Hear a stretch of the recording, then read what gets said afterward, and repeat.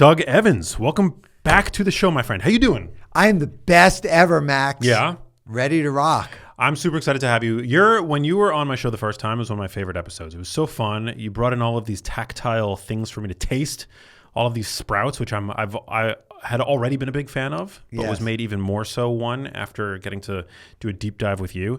And now you've got this incredible new venture, the Sprouting Company. You're teaching people all around the world to grow their own sprouts. How exciting.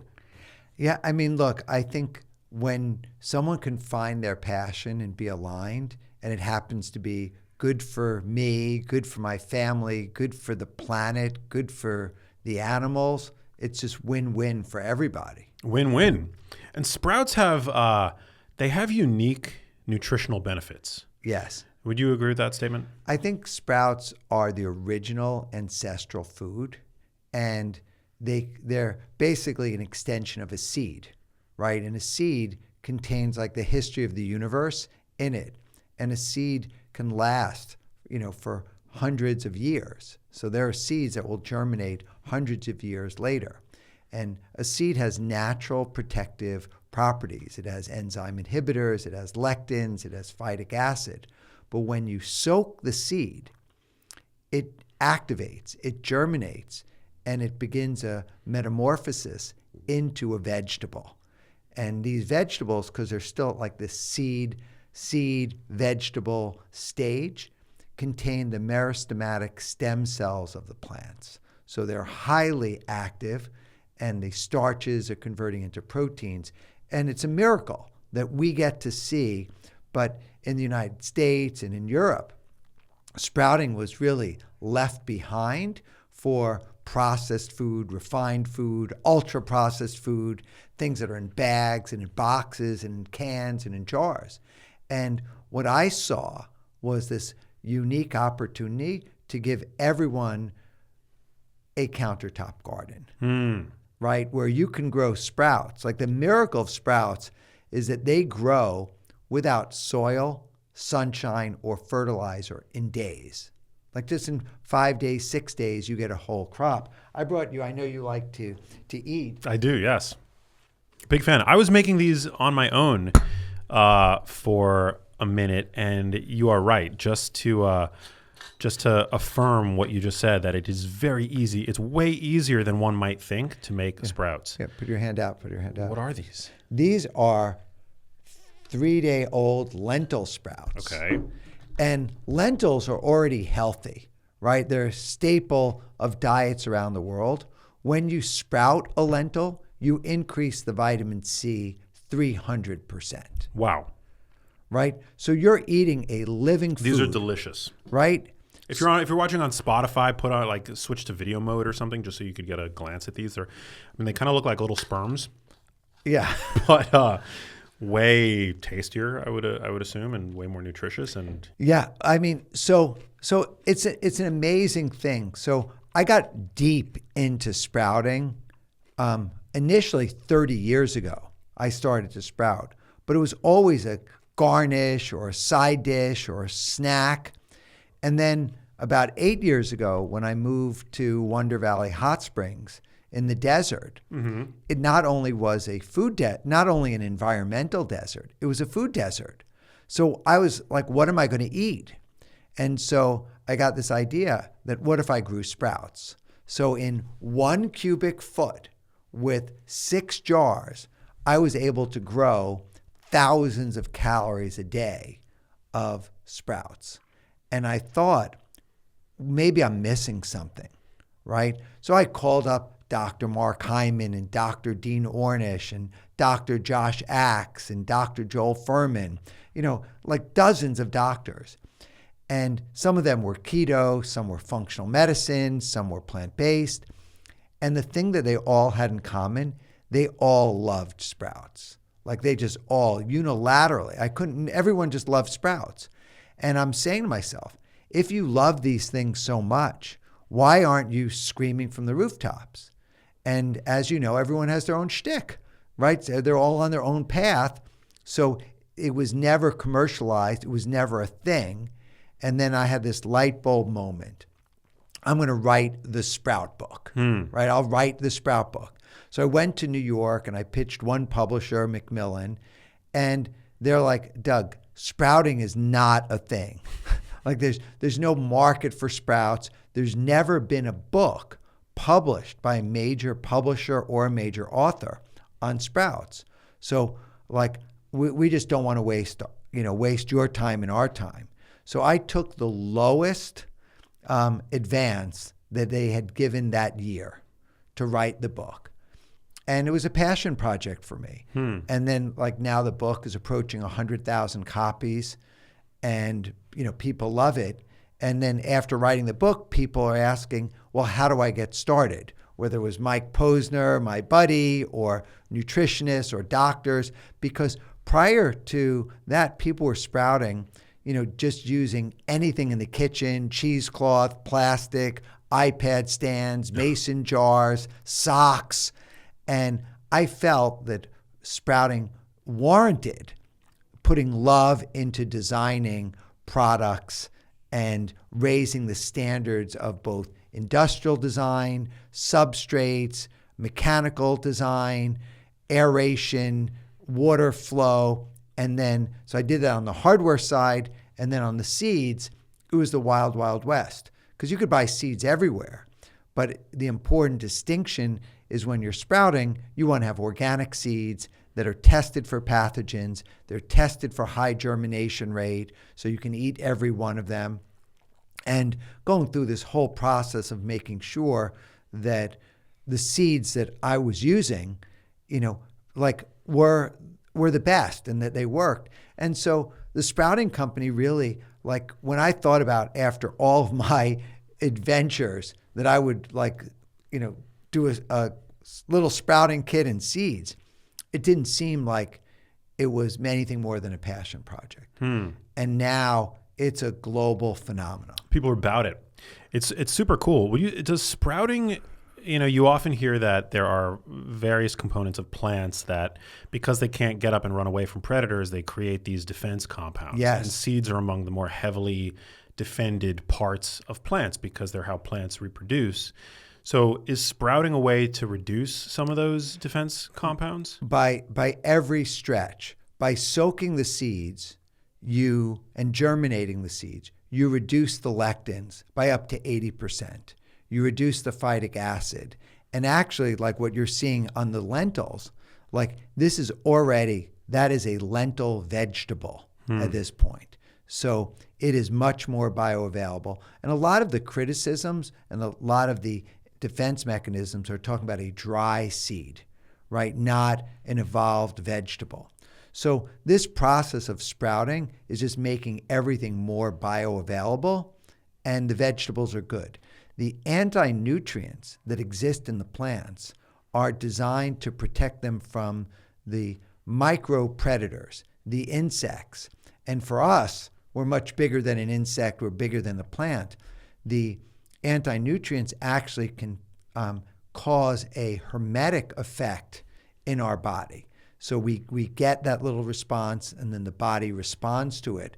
So those little stresses, help the body react and deal with preventive, as well as crossing the blood-brain barrier, creating heat shock proteins. So it's hard to imagine, but you can get a similar effect from sulforaphane that you can get from a cold plunge or a sauna from the hormesis. It's just a low enough dose of a toxic stimulus that elicits a protective, like a beneficial response in the body. Correct. And then when we talked about the broccoli sprouts, there's a compound that is created when you're consuming cruciferous vegetables. And it's well known cruciferous vegetables have these anti-cancer properties, the glucosinolates and isothiocyanates. Well, it turns out broccoli had the most. And then the question is, well, what type of broccoli? But that was the wrong question. The question was what stage? So the broccoli seed has the most amounts of the glucoraphanin, the precursor to sulforaphane, except it's not very bioavailable in the seed form. So 3-day-old broccoli sprouts are the most bioavailable glucoraphanin and myrosinase that you can eat. So I brought some. So these are more mature sprouts, but these are 3-day-old sprouts. So cool. Right? I used to do this in my New York City apartment. I used to like grow my own broccoli sprouts. I mean, New York City now has like tens of thousands of people are sprouting, and parents are gifting these. Last year, big spike, in sales were back to school in the dorm rooms, so you can have it. But what I'm showing you here, these are 3-day-old broccoli sprouts. So what I brought you, and this is the first time, on air, I'm kind of sharing this, is we're going to make broccoli sprout water, right? That'll have a 50 micromole dose of sulforaphane. It's very exciting. So broccoli sprout water? Yeah, we're just going to take broccoli sprouts and blend them with water. Oh my God. Okay. And by drinking the water, you actually get the effect of crushing, chewing, blending of the whole plant. So, in this case, we're just going to take a 1/4 cup. This is unprecedented for the Genius Life. I'm not going to have like disaster pants afterwards, am I? No. I mean, unless you already had disaster pants, this is not going to cause them. So we're just putting a 1/4 cup of 3-day-old broccoli seeds in. And we'll put this. So fun. I think one thing that I want to double click on that you mentioned briefly, but I think something that I think is so cool is that you've got these separate compounds, glucoraphanin and myrosinase, and they're held in different cellular compartments, in different vacuoles. Yeah, and it's only when you chew them, when you destroy those cellular compartments in your mouth, do those compounds unite and create sulforaphane, right? Yeah, you break open the vacuoles, and then actually, we can go deep down this sulforaphane path. Sulforaphane isn't an antioxidant. What it does is it opens up the NRF2 pathway, which taps into the body's natural response system, the glutathione detox engine. So basically, all of these antioxidants that are in the body get activated and triggered, by sulforaphane. Amazing. So we're just going to use the little Beast blender here. And you may want to get your Beast blender back after this.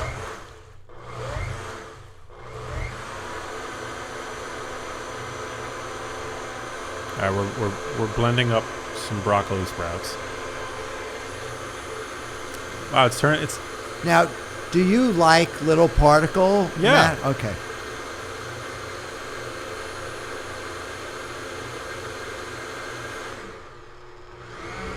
So you have to do it for 20 seconds or less. It's got this like milky white consistency. It's very cool.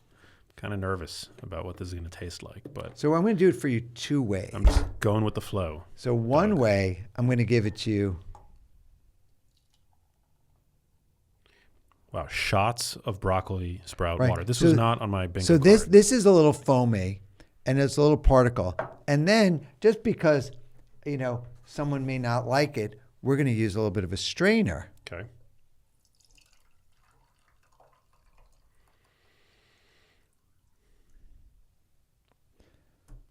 Look at that. So you've got your filtered and your unfiltered. Now, are you losing any benefits by filtering out the hull of the seed? Basically, everything is now contained. This is such a potent dose that by just adding a little bit more to it, you're getting the equivalent of and you're getting a smoother drinking experience. But I'll let you drink that first. Okay, so this is the unfiltered. That's the unfiltered.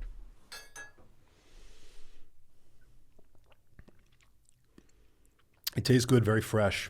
There's a slight note of, like when I smell it, there's definitely a bit of a sulfur smell. Yeah, that is the sulfur. That is the precursor to sulforaphane. But it doesn't taste that way. It tastes good. It tastes fresh, refreshing. Actually. Yeah. And so this is like something that someone could do at home, and you are literally getting a medicinal shot. Wow. Of sulforaphane. Is there a benefit to drink? Do you want to drink it like rapidly? You want to drink it relatively fast. Yeah. You don't need to drink it as a shot. Okay. And do you want to taste the smooth Yeah. one?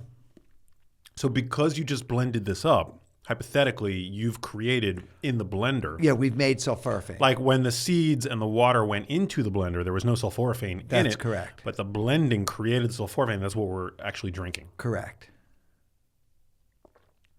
Wow. It's really good, actually. Yeah. So literally, we have athletes who are drinking this. Can I finish it? Yeah, of course. It's for you. So we have athletes are creating this, and this is something that in the past, right? Most of the clinical trials done by Dr. Jed Fahey at Johns Hopkins were all done using a supplement, like pill. I feel fired up. Right? So this is like, this is a pill. This is the complement sulfura pill. Now, what order of magnitude in terms of comparing the amount of sulforaphane that I just consumed versus adult broccoli? Like how much more sulforaphane did I just get? You would have to have like I used a quarter cup. You'd have to use a whole head of broccoli, like a pound of broccoli. Wow. To get the equivalent of what you got with a quarter cup of broccoli. I almost feel like stimulated. Like there's like a mild stimulant effect that I just got. I mean, it is a power dose. I did a video maybe a month ago where I drank a full blender full with 2 cups, and I'd been doing 50 push-ups at a time. That was my floor, my ceiling, and I drank 1 liter of that, and I ripped out 100 push-ups. Wow. In one set.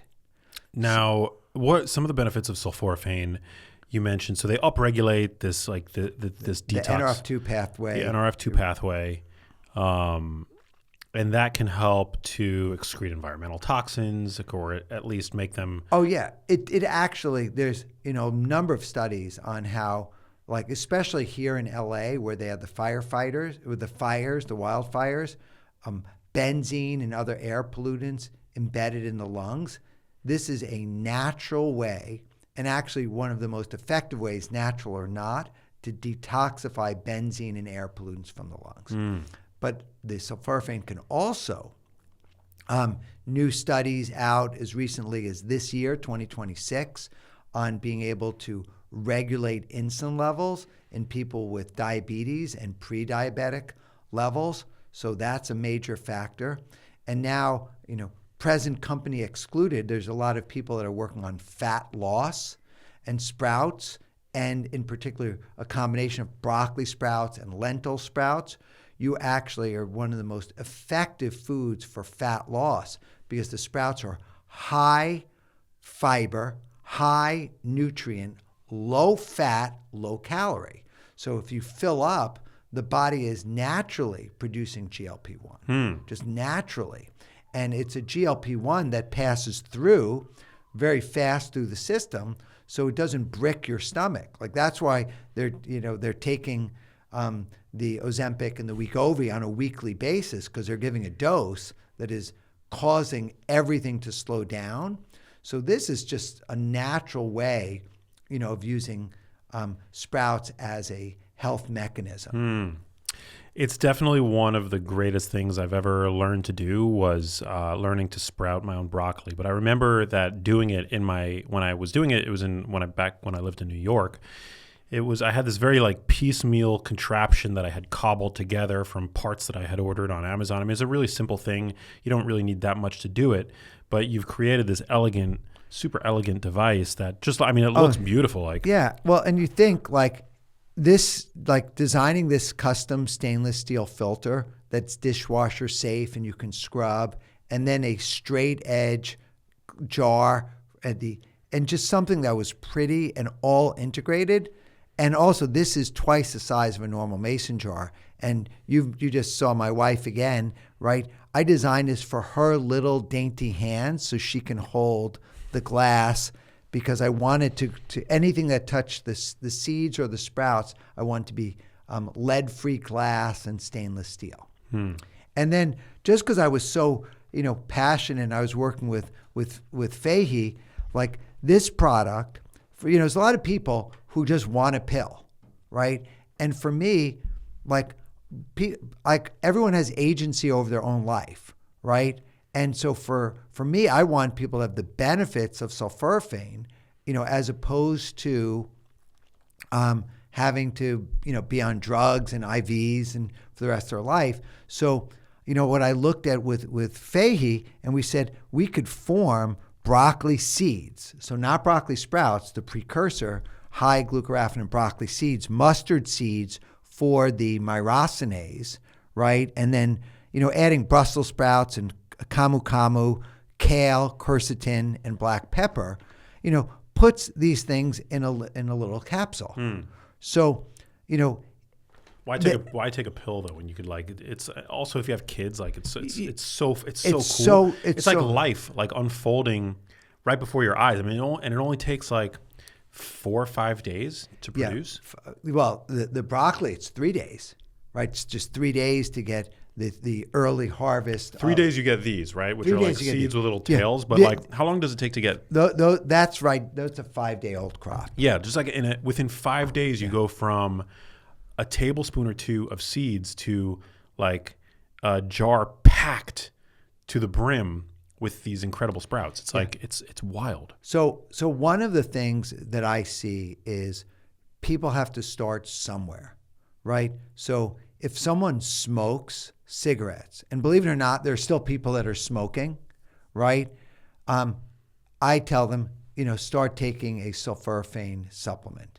Take Sulfura and take to do that. And then what happens is that becomes a natural way as an alternative to taking a nicotine patch or the like, because when they're starting to feel better, then all of a sudden the smoking irritates them more, right? So they're starting to heal. It's like as your wound is healing and you're picking at the scab. So you're getting a conscious connection between your actions and your behavior. Because if someone turned a cigarette backwards and they put the lit part in their mouth, they'd stop smoking immediately. Yeah. Right? So the consequences occur, but long after the action.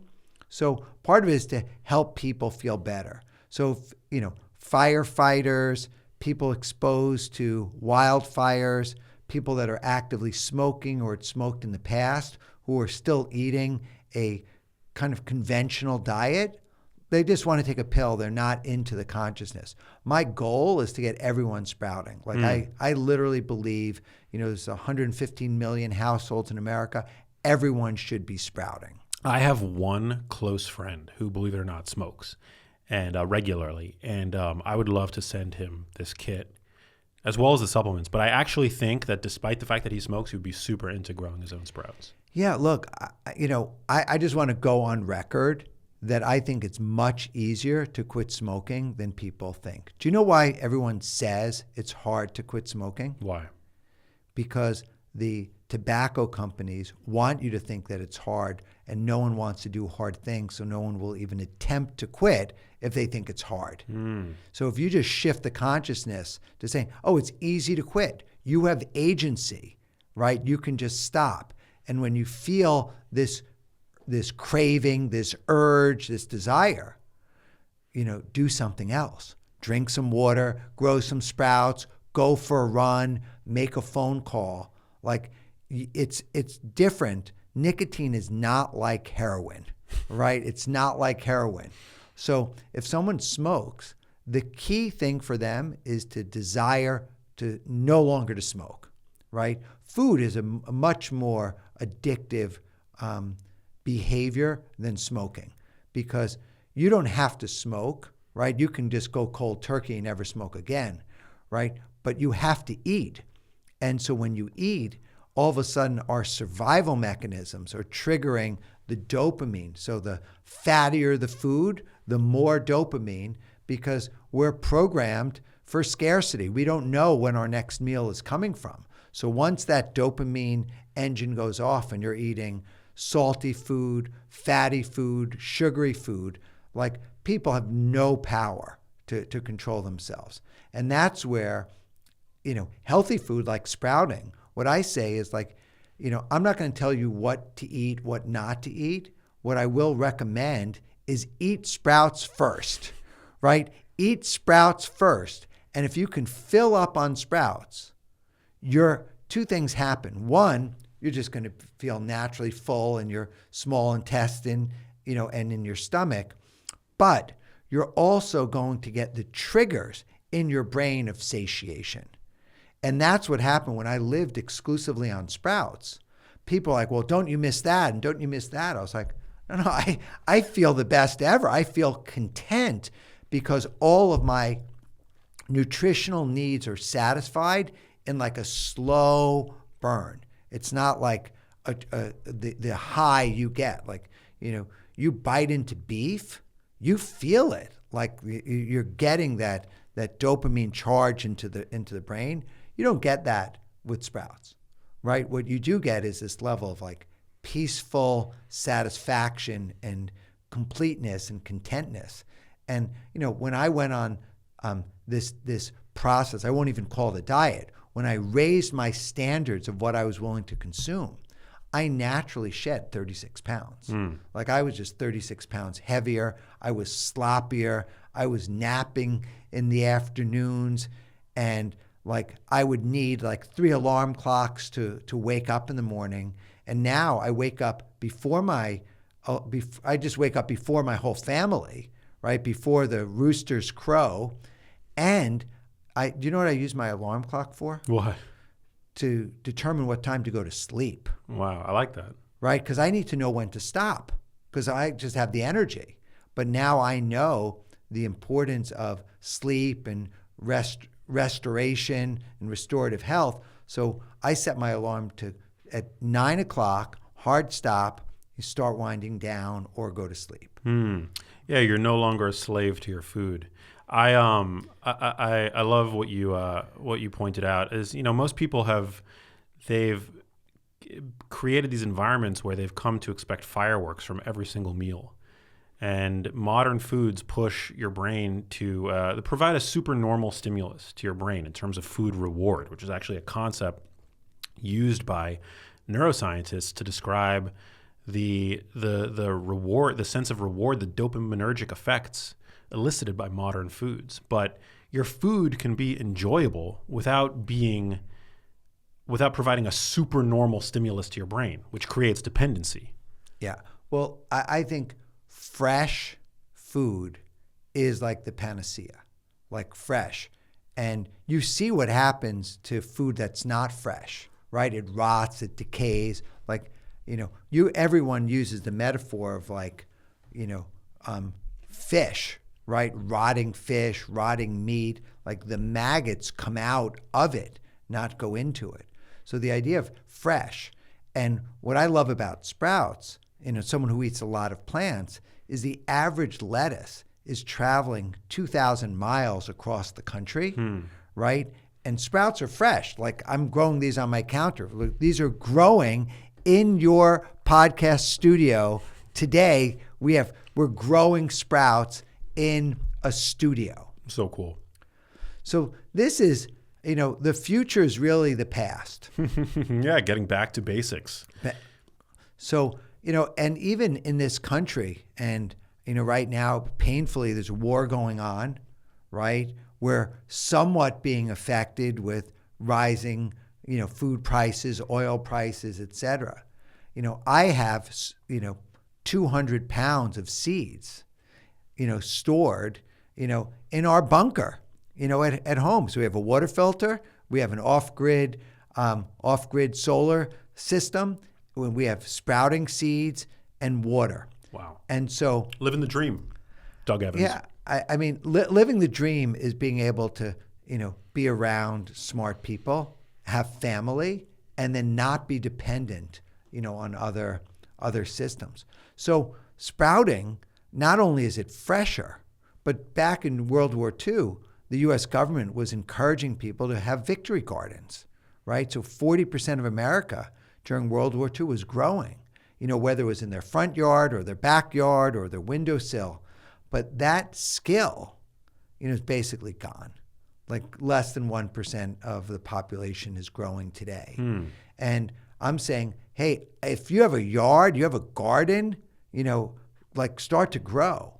But if you don't, you can grow in your podcast studio. You could grow in your dorm room. You can grow in your classroom or in your kitchen, right? Like I have some of my friends, as you know, are pretty extreme.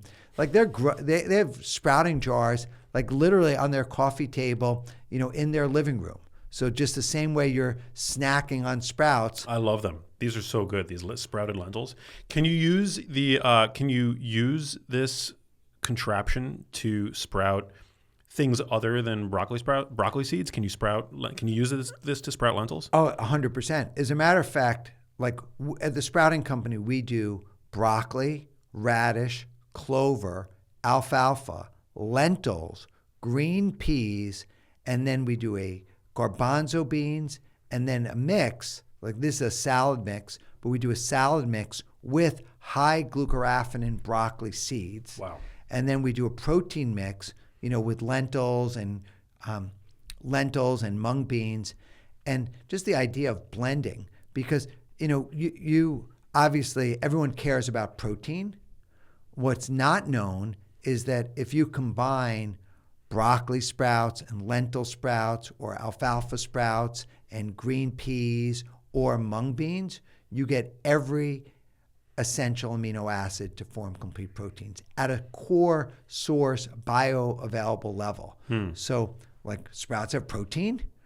And so when you just think about that with sprouting, you're getting protein, you're getting amino acid, you're getting vitamin C, vitamin K. Lentils are a very rich source of iron that, like, you can live on sprouts. Like, it is, totally extraordinary. And you're reducing the phytic acid, you're reducing the anti-nutrients, so you're making those minerals more bioavailable. Yeah, more bioavailable. They scavenge free radicals, they reduce oxidative stress, and there's this whole vector of anti-inflammatory properties, of sprouts. This is a stupid question, but if you were to go to like a supermarket and pick up like a bag of lentils, like could you basically sprout what you pick up from the supermarket, or does it have to be like special for some reason? Well, I mean, the thing is, it's like top shelf and bottom shelf. The lentils that are in the supermarket could be years old, we don't know their origin.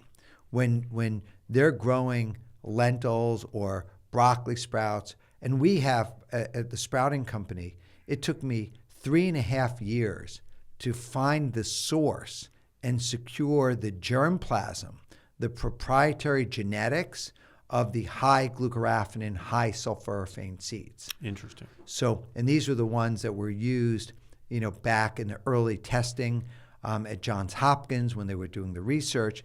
And when I, started to buy seeds, I was buying them online, I was buying them in the health food store, and then I sent them out to a lab to be tested. And so I sent 4 samples out. Some had low, some had medium, some had high levels, but one of them had 0. And the seed looked just like every other seed. So then I sent it out to another lab where they sequenced the DNA of all these different sprouts, broccoli seeds, and they came back with that this one wasn't even broccoli. It was in the Brassica family, but it wasn't broccoli. And as a result, it had no glucoraphanin. It had glucoraphanine, which is a different compound. It's a different molecule. So it was a slippery slope. And that's when, I went down this path of making sure we were getting certified organic seeds. We were testing them for pathogens. We were testing them for high germination rate, testing for glyphosate, so testing for heavy metals.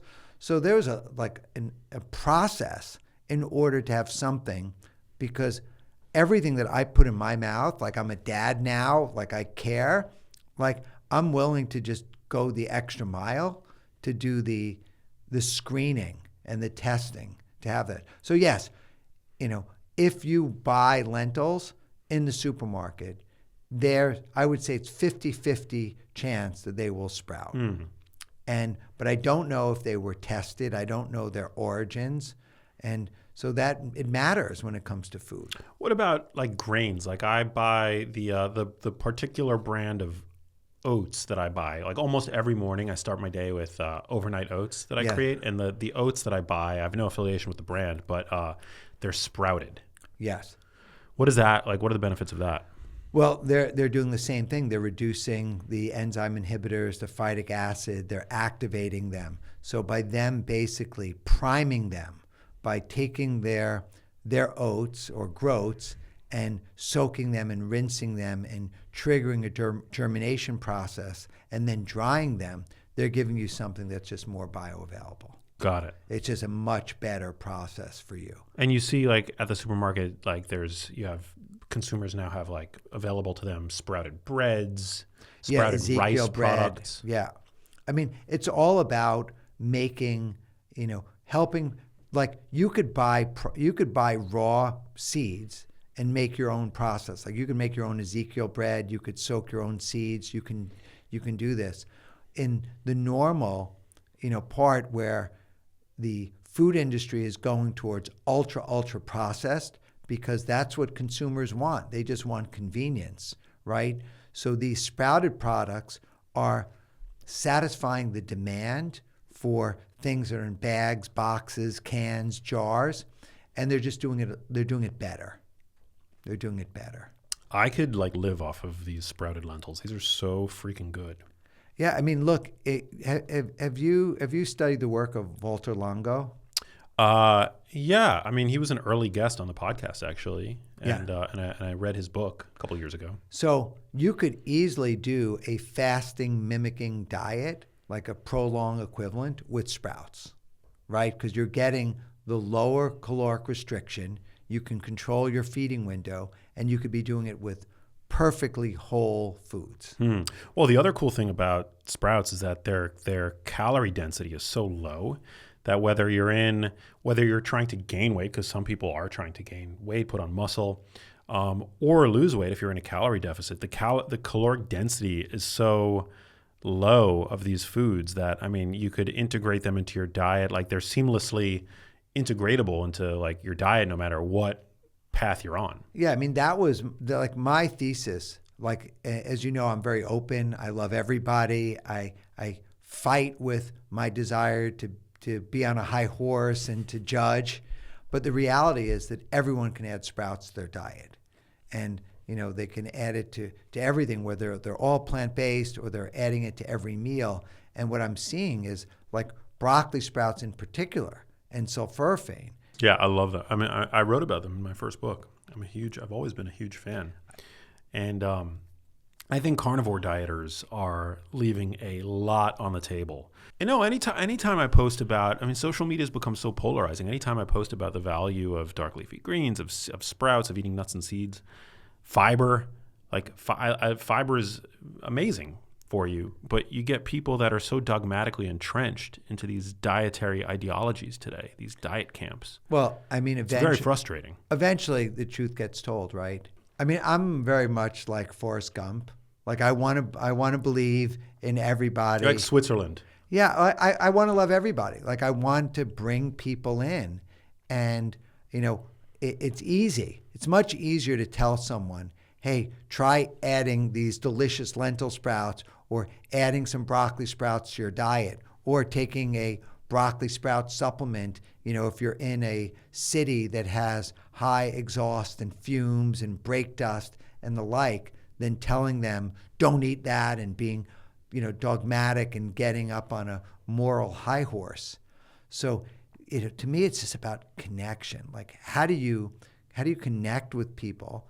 And sprouting has been like the easiest way for me to build bridges, open doors. I was invited to Dubai to give a keynote at the Gulf Food Expo. 100,000 people in Dubai to talk about sprouting, food security, and they reached out to me. So it was powerful. And, it's amazing. And last year, right about this time, Tony Robbins invited me to give a keynote on sprouts at Unleash the Power Within. So tens of thousands of people, 100,000 people, virtual, talking about sprouting because they see like, hey, there's value. Like, how can we have value to the audience? And not about having them do anything extreme, but a little thing that people can do that can improve the quality of their life. Especially today where we are inundated with exposures to unprecedented levels of environmental toxicants, whether we're talking about benzene, acrolein, PFAS and BPA, bisphenols, and who knows? I mean, there are innumerable environmental toxicants today that your average person is being exposed to unwittingly. And so to be able to eat foods that we know, we have hard clinical data to suggest that they help our bodies in these various detoxification processes, I think it's super crucial.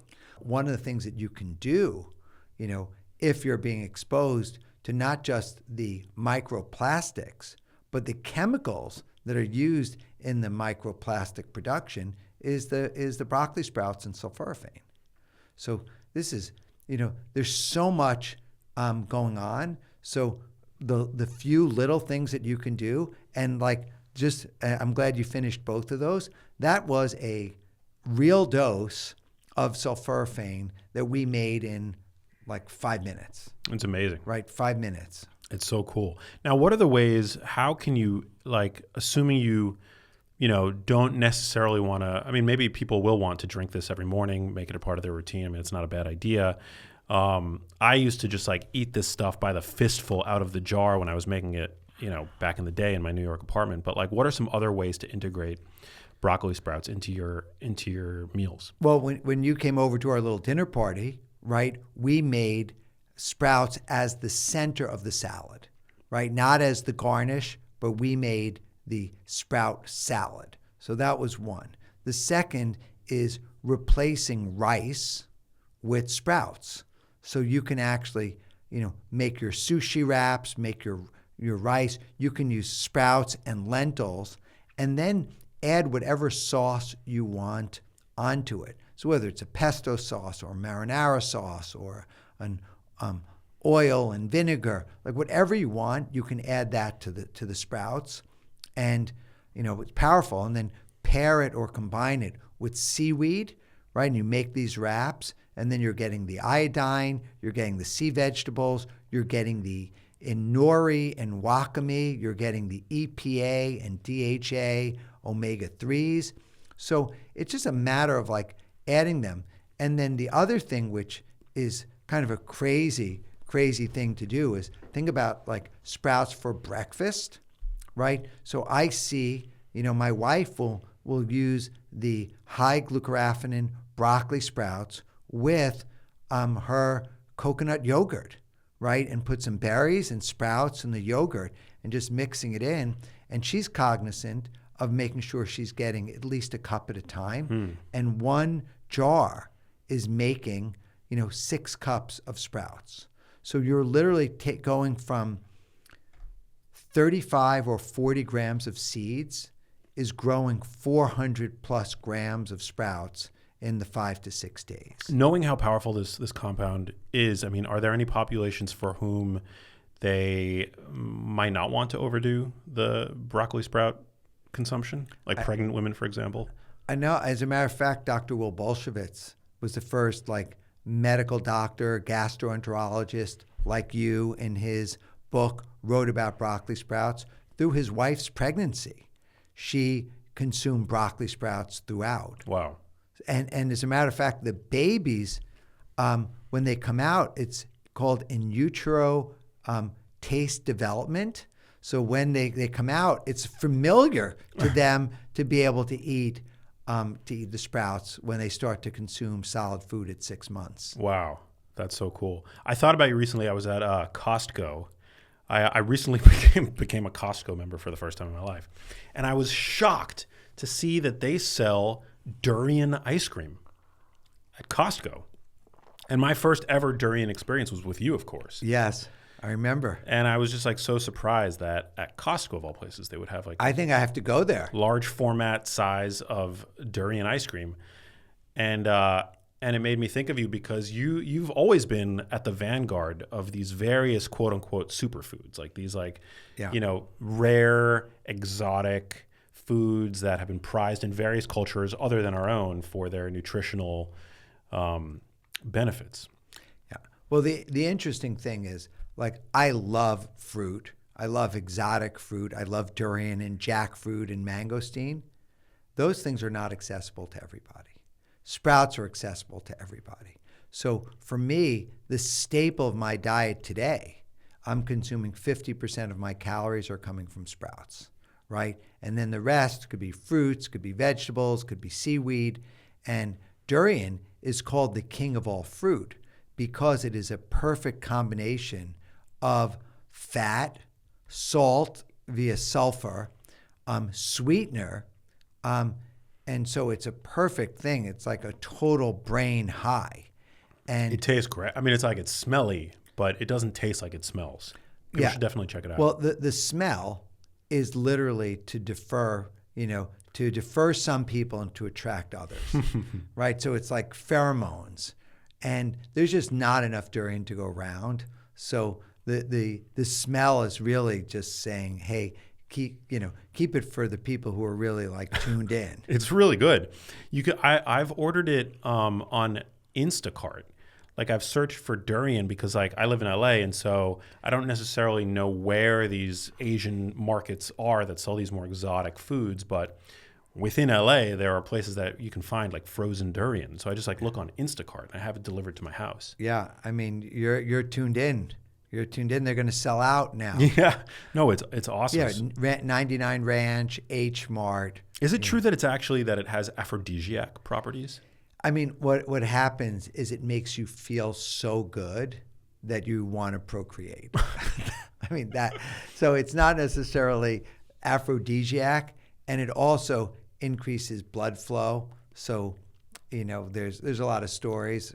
We'll keep this PG-13. I love it. But our whole family loves durian. My wife, my daughter, we're big on the durian. It's when it's frozen and you thaw it slightly. It's got this like custard like consistency. Yeah, it's very unique. Yeah, I would say the best way to thaw it, and you have to wait, is in the refrigerator over 12 hours from a food safety perspective. Because if you thaw it on the countertop, the outer part gets warm, and then it's in an unsafe zone, right? So food should be stored safely at below 40 degrees or above 140 degrees. Okay, so in the fridge. In the fridge, overnight. What do you think about another one of my favorite foods is natto? Do you have any experience with natto? No. You don't know? You don't know natto? I'm know shocked right now. I know it, but it's not like one of my things. It's a fermented soybean. I know, but it's not like it in my like little microcosm of a world. It has not crossed. Have you ever had it? I have had it. It's just like we have some miso that we'll use for dressing. We make our own sauerkraut. We make our own pickles, but that's not like hasn't caused. I'm gonna have to come over for dinner. I have natto in my fridge. I'm gonna give you some after this. Yeah, natto is one of my favorite foods. It is absolutely one of my favorite foods. It is a heavy hitter when it comes to health benefits for longevity. It's the top known source of vitamin K2, which is really crucial for bone health, for your teeth, for even like your arteries, like your soft tissues, because it shepherds calcium in the body. It's like a really powerful micronutrient. And it's also one of the top sources of spermidine and nattokinase, which there was like actually a clinical trial that found that high-dose nattokinase helped to reduce soft plaque accumulation. I mean, I will happily use it. I'll put it into my dressing with my tahini, And we know that you like funky tasting foods. Yeah. I mean, it's like I'm open, right? And I would say like little Dougie 5 years ago, 10 years ago may have been more closed, and now I'm more open. Like that fits into my wheelhouse. I love it. So what's your goal with the sprouting company? I mean, my goal and my vision, this is the first time in my life that all things have been lined up for me. But my goal and my vision is about food equality and food justice. I want the richest people in the world and the poorest people in the world to have access to high quality nutrition. And it pains me to think about, there's 1 billion people who are nutritionally deficient in the world today. And tens of thousands of people are dying every day, every week under our watch, right? And it's not newsworthy because like no one is putting focus on it. So I believe that the environmental efficiency, life cycle of growing sprouts are so powerful, the use of water and resources and how multiplicative it is. Like one broccoli seed can grow into a broccoli sprout. And if you let that grow, it can grow into a big head of broccoli. And if you let that grow, it will flower, it will fruit, and in the fruit, which will be the pods of the broccoli plant, we'll have hundreds and thousands of seeds. So it's multiplicative and combinatorial in its exponential growth. So this is pure abundance. So what I want to just see is, growing sprouts, growing vegetables for sprouting seeds, and then have a local, place of worship, have them have 50-pound barrels of seeds, and then have people have their jars and people start to grow. And in our community, someone will be growing the lentil sprouts and someone will be growing the alfalfa sprouts, and they start to share. So my vision is around food equality and food justice and making everyone have access to high quality nutrition. I love it. It's so important. Have you, because at this point now you launched about a year ago, any stories to share? People who've turned their health around by integrating more sprouts? Countless. People are, basically losing fat, they're gaining health, without going down the slippery slope of using the C word and other parts. But it was interesting. I met with Gary Vaynerchuk, and, I started to talk about sprouts. That's what I talk about. And he's like, stop. He goes, me and my fiance just went to Hippocrates Health Center in West Palm Beach, and we spent $500 a day to eat sprouts, right? So I think the fact that there's a place, whether it's Optimum Health Institute or Hippocrates Health Center or the N. Wigmore Institute, where they're focusing on living foods and sprouts to reverse disease, that's key. And Dr. Alan Goldhammer from True North Health, who's the largest proponent, most published author of water-only fasting. Turns out he's a huge sprout advocate, and he put himself through medical school selling sprouts. Wow. So, we're going to do, basically, he knows the answer. He's doing, he'll participate in the clinical trials and the research, but to get the studies and the efficacy of the health transformations. But yeah, people are losing weight, they're getting more energy, they're healing, and they're using this as alternative paths to, what would be much higher toxic doses, of traditional pharmacology. It's amazing. And I have no vested interest in the sprouting company, but at this point, but I love that it's a beautiful device, and it's something that anybody would feel proud having out on their countertops, because that's the thing, is you want to reduce the friction when it comes to implementing healthy lifestyle habits. The more friction, the more unlikely it is that you're going to be able to sustain whatever that habit is. And so the fact that you can have something like this always out increases the odds that you're going to sprout, increases the odds that you're going to eat the sprouts. It's going to cultivate curiosity if you happen to have kids in the house. So I think it's a really cool initiative. Oh, I will tell you another thing was someone 37-year-old male who'd been walking around with, had asthma and been walking around with his medicine in his pack, never could leave, and was always fearful that one day he would have an asthma attack and not be able to breathe, right? When, gave up all the processed food, et cetera, went on predominantly sprout diet with fruit and reversed his asthma. Interesting. There's no active symptoms of his asthma. Breathes clearly, mucus gone, just transformative. Well, glutathione is incredibly powerful.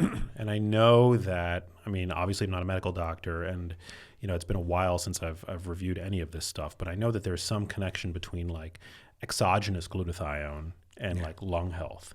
Yeah. So just imagine, you know, having the glutathione activated from internally. Like this is like my belief is that we have everything that we need, and if we live a simple life, and it's a combination, right? Because once you start to feel good, your anxiety goes down, your cortisol levels go down, your adrenals go down, you sleep better, so you're recovering, and then you're getting the nutrients that you need. Like this is like so, it almost seems formulaic that someone can transform their life. Well, and it's also like you're not hammering your body with exogenous antioxidants that can blunt, for example, like the adaptive response to exercise. You're stimulating your body's own production of its various antioxidant compounds. Yeah. So, Max, maybe you should work on a film, like tell this story, Maybe. to get the journey. Who Did knows? you ever see the movie Fat, Sick, and Nearly Dead? I think a long time ago, probably, yeah. Yeah, Kurt Angfer was the director of that, but he's a Academy Award-winning editor and producer from Bowling for Columbine. So he's like just genius in the film, and he's very interested, and we're working on a sprouting film together. Wow. So I love that. And most importantly, I guess, for some anyway, they're delicious. Like these lentils and the and you broccoli want some sprouts. more? Yes. Okay. These are so good. How do you make these? These you put a cup of lentils in. Okay. You soak them overnight, and then you rinse them twice a day in the same jar in the same kit. And how long does it take to yield these? These are like 3-day-old, 4-day-old at Wow. this stage. And these are just phenomenal heroes. They're like, I mean, nobody, I don't think, would ever describe lentils as being naturally sweet, but these are sweet. They're sweet and they're crunchy. And also, they're just so good. Yeah. Like what happens, you know, this is a very good awareness for you, is that you're tuned in to what you see is appealing to you. What you taste tastes good. And then you feel it. Like as food is entering your bloodstream, like this is becoming part of you. And that's the magic that my thesis has now been for 27 years. Everything that I put in my mouth, you know, is a choice, right? No one can force me to do it.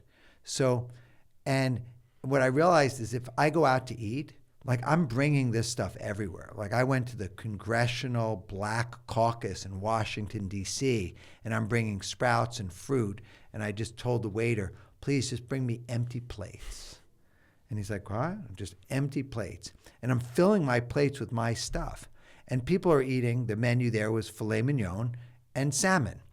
And like, I'm not looking at their plate. I'm just like talking like, you know, Forrest Gump. And I ended up giving away all of my food because everyone wanted to try it, right? But if I would have said, hey, that's bad or this, wouldn't have worked. So I'm just like, you know, eating it like I'm having the best time ever and just sharing it. And literally, I brought enough food for 4 people, even though I was by myself, and gave out all the food because that was my intention, is just share the love, get the network going. And turns out everybody knows somebody who's sprouted before, whether it's their grandmother or their aunt or their uncle. So I see a renaissance occurring of sprouting. And, you know, I'm just fanning the fire. You're leading the charge. I'm going to eat these sprouts with my filet mignon tonight. Thanks, Doug, for coming out. Thanks for sharing this with us. How can people learn more about your company, and how can they pick up one of these like beautiful contraptions, one of these beautiful jars? You got like a discount code for us or something? Yeah, we will do a genius code for you, just genius. Perfect. So thesproutingcompany.com/genius. Love it. And they'll get an offer. And I'm just Doug Evans on all social platforms. And thank you for giving me the opportunity to share, spread my seeds. Of course, man. Of course. Anytime. Love you, brother. Thanks for doing what it is that you're doing. I mean, you could tell just how passionate you are about this. That's why I was like, couldn't wait to get you back in to share your excitement with my audience. So thanks for coming out. Thanks for bringing me these delicious treats. I feel healthier already just having eaten a couple handfuls of them in this like weird but oddly delicious sprout water you just made me. Yeah, I mean, simple recipe, right? 3-day-old broccoli sprouts and, your spring water, in the Beast blender. You need a high-speed blender. I do, so yeah. You can use the Beast or Vitamix. But I love the Beast. Like, literally, I carry this in my backpack. It's awesome. It's pretty, too. It's pink. Well, thanks again for coming out. Okay. Thank you guys for listening. Check out the Sprouting Company, code GENIUS, and I will catch you on the next episode. Peace, everybody. Hey, if you liked that video, you need to check out this one here, and I'll see you there.